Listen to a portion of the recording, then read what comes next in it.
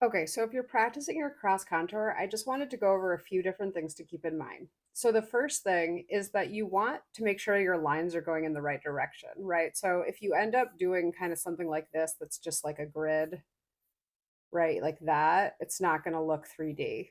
What you want to do is think about following the form. So almost as if you're wrapping your form in lines, okay? So back here, it's going up and over like this. Around here, it's going like this. So you're sort of thinking about like if you're following the form, you have something like this happening throughout the form. And then you can come in with the vertical ones too, and that will just amplify the form even more like that. So that's the first thing. The second thing is that by darkening up the edges, it actually makes it visually look like it's receding into the cracks, right? So that's why it looks more 3D than if you didn't have that variation. So the way to get that is just a little bit more line pressure. I'm really pressing down in the crevices there.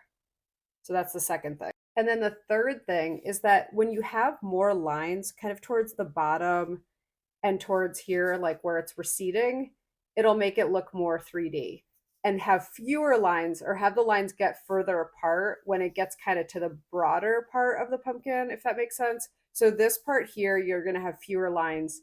And then in here, like you can really just like add a lot of lines and it won't look bad. It'll look good as they get closer and closer together.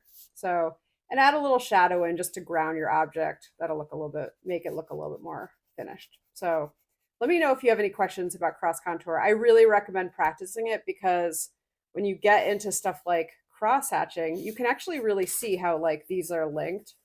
Well, you can see that. Yeah.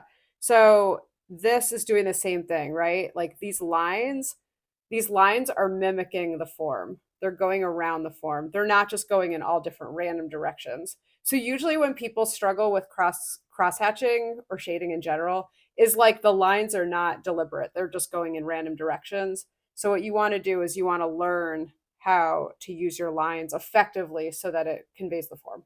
That's pretty much it.